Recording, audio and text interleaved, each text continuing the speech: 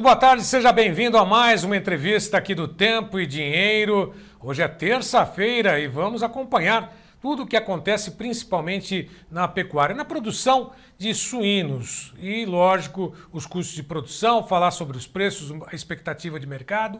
Mas sempre quando a gente fala de custos de produção, né, há uma preocupação muito grande. E agora, além desta preocupação, tem os estados do sul do país têm uma possibilidade, os produtores, de terem que pagar pelo uso da água nas granjas, na produção, tanto agrícola quanto animal. Mas para detalhar a respeito desse fato, dessa possível cobrança da outorga da água nesses estados, nós vamos agora até Santa Catarina, nós vamos até Concórdia, porque nós vamos conversar com o presidente da Associação de Criadores de Suínos de Santa Catarina, o Losivânio Luiz e Lorenzi, que já está conosco. Losivânio, boa tarde para você. Antes de mais nada, como é que está o tempo, a temperatura aí em Concórdia?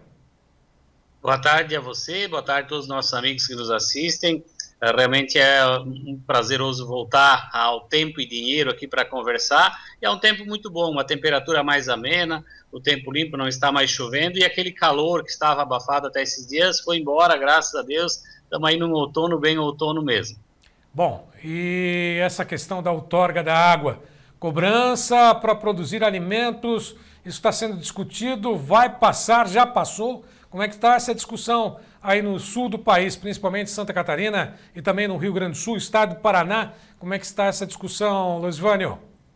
No dia 20, 21 e 22 de março deste ano, houve um encontro em Florianópolis do ERCOB Sul, que são os 3 estados do Sul, encontro dos comitês de bacias hidrográficas desses 3 estados, mas tinha aí 15 estados presentes participando também, esse pessoal de bacias hidrográficas. Então, há um debate muito grande pela cobrança da água, a gente sabe que é um bem até finito que se fala e que tem que ser muito bem preservado. Só que a gente tem uma preocupação muito grande porque nós, dentro do meio rural, seja na produção de suínos, seja a produção de carnes, proteína animal ou vegetal, é preciso a água. E os produtores conservam lá na propriedade rural, trabalham em dia, tem que ter a licença ambiental para as atividades que lá exercem. Então eu vejo que é uma discussão bem ampla que tem que ser feita, porque é mais uma conta para o produtor. Será que vai vir realmente cobrando aquilo que o produtor está preservando lá na propriedade rural? Então há um debate muito grande quanto a isso. Eu participei dos 3 dias, nós aqui em Santa Catarina, em todas as bacias onde tem esses comitês, a gente está participando, ou participo eu ou algum suinocultor, nas regiões mais longas a gente colocou também, para acompanhar essa discussão e poder fazer com que quem preserva, que cuida, não tenha esse ônus ali, porque já é um ônus nós estarmos comprando uma terra e deixando 20% dela lá sem utilizar, para preservar o meio ambiente, inclusive a água, obviamente, e ainda ter que pagar imposto todo ano por aquela terra que não dá lucro para o produtor, e agora então ter que pagar pelo bem que nós conservamos lá na propriedade rural. Então eu vejo que muito ainda vai ser debatido, mas a nossa participação nesses comitês vai ser imprescindível para que a gente mostre a realidade de como está dentro do agronegócio, porque cada vez mais vai encarecer o alimento e quem paga a conta sempre é o produtor e o consumidor. Esse que é a grande questão que a gente tem que discutir para ver como equalizar isso dentro da produção. Bom, e para entender um pouquinho melhor, como é que é? Essa proposta é estadual, é da União, ou faz parte apenas dos 3 estados do sul do país?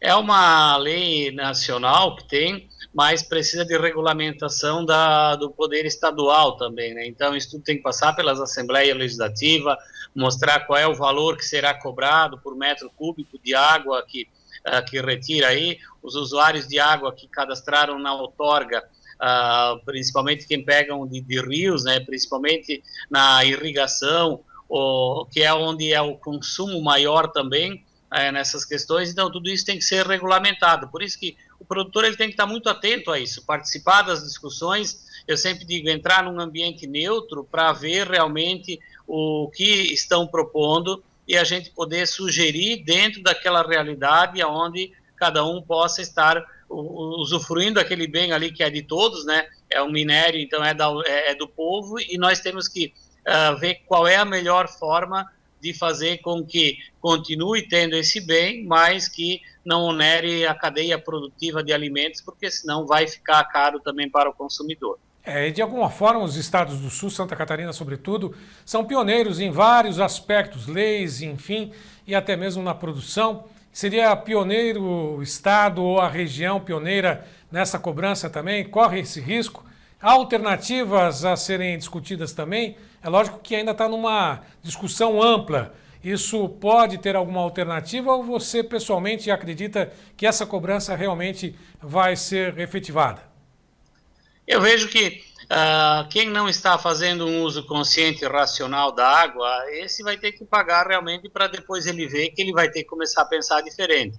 Mas eu vejo que na produção de suínos já tem aí as tecnologias todas que foram adotadas para ter uma diminuição no consumo da água, as esterqueiras também fechadas aí para não ter problema de ter água aí que não precise ali dentro, embora seja da chuva, cisternas para recolher água, para fazer a primeira lavação também, ou para colocar na questão de resfriamento das atividades na suinocultura, o reuso para a primeira lavação com água já passando por uma pré-filtragem. Então, muita dessa tecnologia, Sérgio, já está sendo aplicada no meio rural. Então, por isso que eu digo que esses investimentos todos que foram feitos ali foi para diminuir o consumo de água dentro da propriedade rural. Por isso que nós não achamos justo, nós, quanto produtores, estarmos pagando mais isso por aquilo que eu já falei também, e essas questões também, depois da água entrar no sistema, ela ficar circulando ali, sem estar buscando tanta água fora. Obviamente, a água para os animais beberem, ela tem que ser tanto de qualidade quanto aquela que nós estamos consumindo. Mas depois, aquilo que sobra disso, a gente tem que realmente poder dar um destino e poder reaproveitar a parte dela para não estar buscando mais na natureza daquela outra que pode servir para outro bem. Bom, questão de sustentabilidade também nesse sentido, que vocês, suinocultores aí do estado de Santa Catarina, realmente seguem à risca, né? Tanto é que há um reconhecimento internacional pela qualidade, pelo trabalho desenvolvido aí pelos produtores. Agora, quando se fala de questões voltadas à seguridade, né? Biosseguridade, nós temos também algumas questões voltadas aos riscos, né? Zoossanitários, né? Questões sanitárias que o Brasil, felizmente, tem seguido muito à risca, né? Você sempre falava e sempre comentou conosco de que granja não é local de visitação e ainda continua nesta mesma posição, né? Não há necessidade de que tenha visitação de pessoas estranhas à produção, à atividade em nenhuma granja, seja no estado de Santa Catarina ou em outra do Brasil. Não é isso, Losivânio? É aquilo que eu sempre falo, qualquer empresa, para você entrar lá, tem que ter cumprindo todos os requisitos daquela atividade. E na suinocultura não é diferente. Nós temos que mudar ainda algum conceito, se ainda não foi mudado, mas eu acredito que Santa Catarina já mudou, que não é turismo rural. É realmente uma propriedade, o produtor que era uma vez o produtor, era colono, virou produtor, hoje ele é um empresário rural na atividade. A gente sabe que não existe mais igual a 40, 50 anos atrás, propriedades com 10 porquinhas lá criando, 10 matrizes que a gente fala, hoje transformou também de porcas para matrizes, né, produtivas. Então isso faz com que os investimentos que estão lá não podem ser colocados em risco. Então a biosseguridade de Santa Catarina, ela é reconhecida internacionalmente, por isso que só nós conseguimos ainda exportar para Japão, Estados Unidos, Filipinas, México, enfim.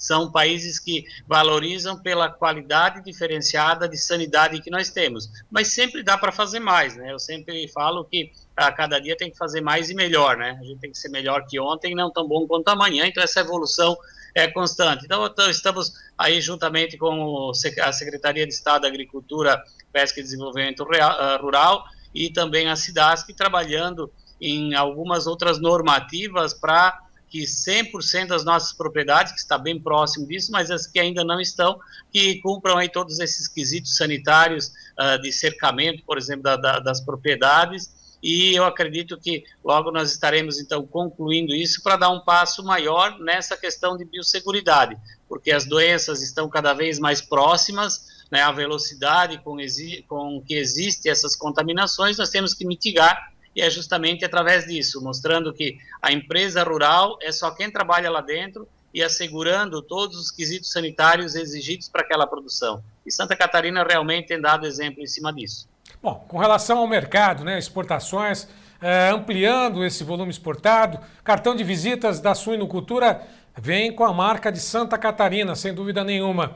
E há uma ampliação do número de propriedades, da produção de suínos no estado, ou chegou a um ponto em que não tem como expandir mais?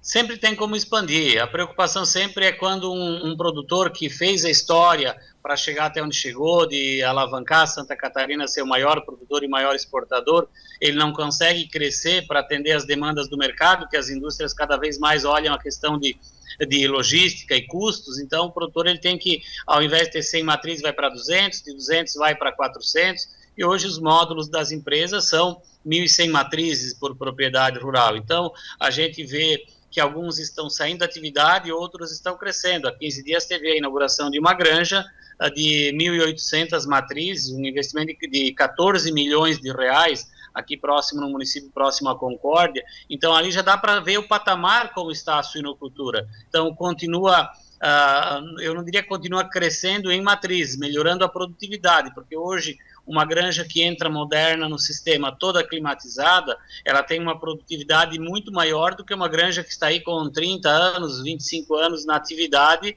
e que não tem toda essa condição ali. Então, cada vez mais as indústrias e cooperativas estão olhando nessa linha de investir aonde o produtor principalmente tem sucessão familiar, tem mão de obra, que às vezes é difícil em algumas regiões encontrar essa mão de obra disponível, então, e cada vez mais no jovem que quer crescer dentro da propriedade rural, né, aumentando o número de matrizes. Então, eu vejo que vai continuar assim. Santa Catarina, diferente do que muitos comentavam há anos atrás, por não ter a condição de grãos aqui no estado, ela ia perder esse status de produção, mas pela sanidade é que a gente vê que aqui estão investindo cada vez mais. E olhar que 60% do material genético do Brasil está em Santa Catarina. Então isso também reflete muito pela questão sanitária, mão de obra de excelência do nosso produtor e que faz sim um dever de casa para atender às exigências dos mercados mais exigentes do mundo. Bom, faz o dever de casa, faz a lição de casa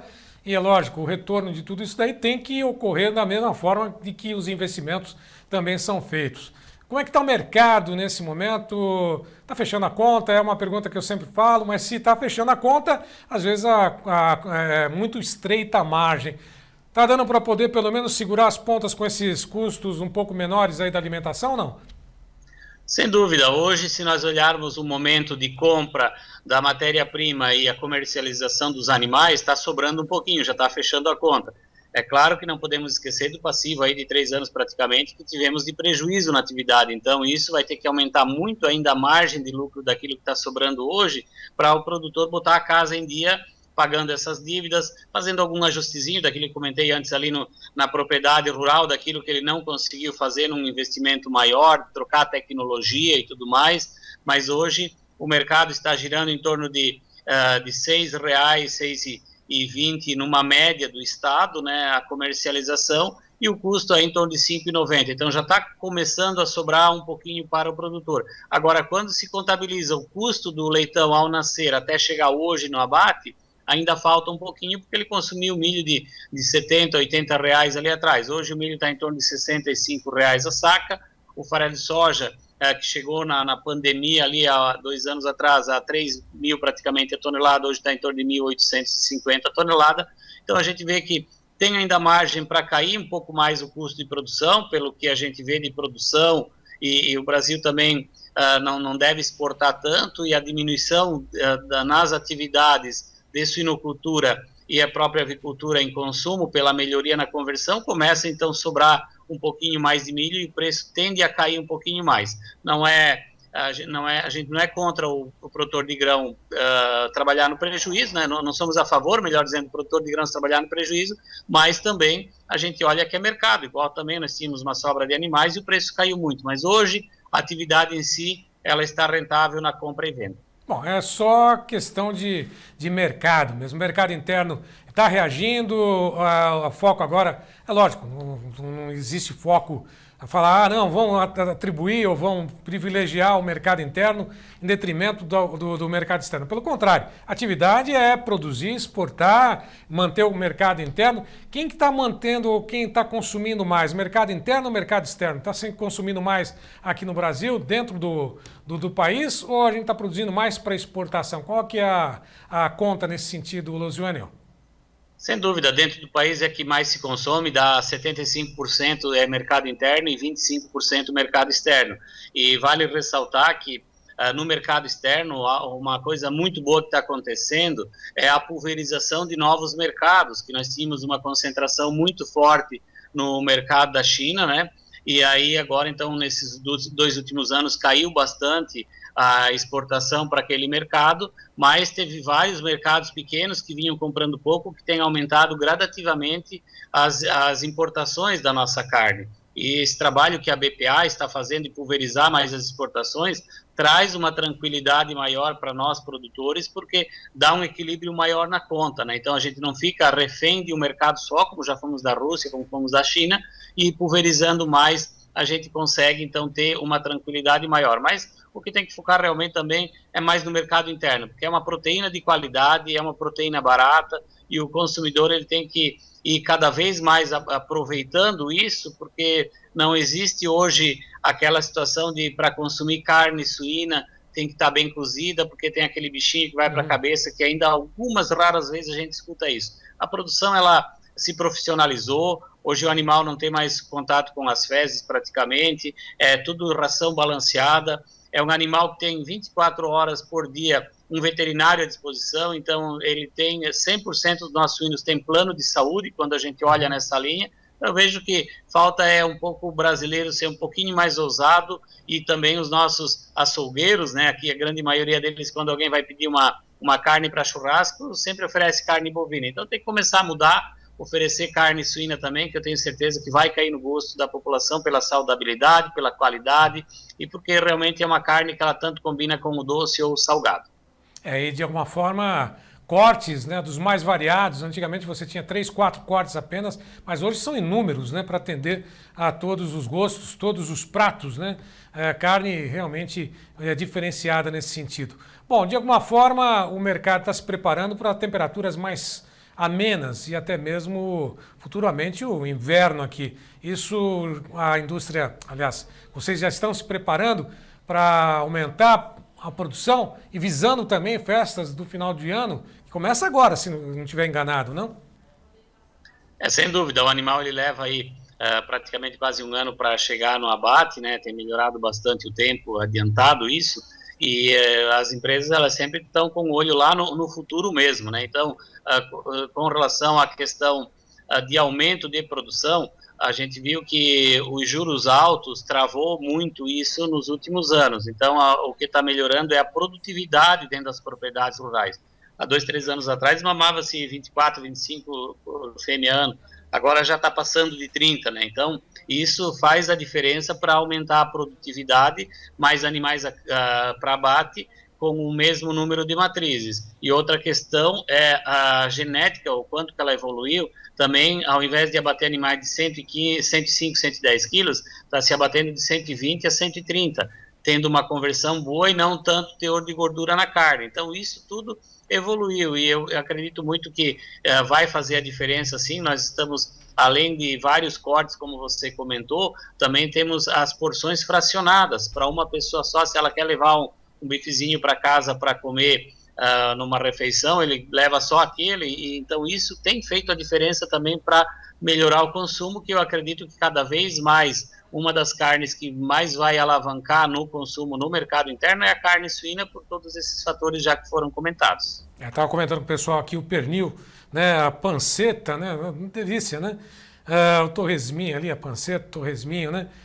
Os cortes, a bisteca, enfim, uma variedade, dá água na boca, inclusive falando nessa hora, na hora da fome. Mas de alguma forma, eu quero te agradecer, Losivânia, desejar a você, a todos os produtores aí do estado de Santa Catarina, a todos os suinocultores do Brasil, que tenham um ano aqui, pelo menos um segundo semestre. Primeiro praticamente ainda não finalizou, tem ainda 3 meses aí pela frente, mas que tenha pelo menos resultados e continue investindo como você já vem investindo e poder superar todas essas dificuldades que cada vez mais, né, se impõem, né, são colocadas ao produtor. Recado final ao produtor que nos acompanha nesse Brasil afora, Luzvânio.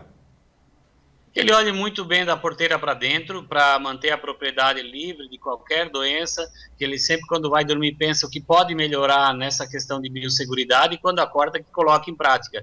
E fazer com que continue acreditando na atividade, mas sempre com os pés no chão. Não é momento de crescimento da atividade agora, porque estamos saindo agora de uma crise, e qualquer crescimento desordenado nessa hora vai trazer ali na frente novamente uma crise para o setor. Então, continuemos firmes, melhorando sempre a produtividade. Se nós aumentarmos a produtividade e diminuirmos os custos, sem dúvida, nós não teremos mais crise dentro da nossa propriedade, por mais que a atividade, às vezes, ela possa ter a crise, mas fazendo isso na nossa propriedade, sem dúvida, vai ser a diferença. Losivânio Luiz de Lorenzi, presidente da Associação Catarinense de Criadores de Suínos, conosco. Meu muito obrigado, um abraço a todos aí, a família e até uma próxima. Até uma próxima, muito obrigado pelo tempo sempre de vocês. Obrigado. Bom, e por aqui nós ficamos com essa entrevista, lembrando mais uma vez que todas essas informações estarão disponíveis também nas mídias sociais do Tempo e Dinheiro. Vá lá, curta, comente, compartilha, se inscreva no Clube do T&D. A todos que estiveram conosco, meu muito obrigado e até uma próxima.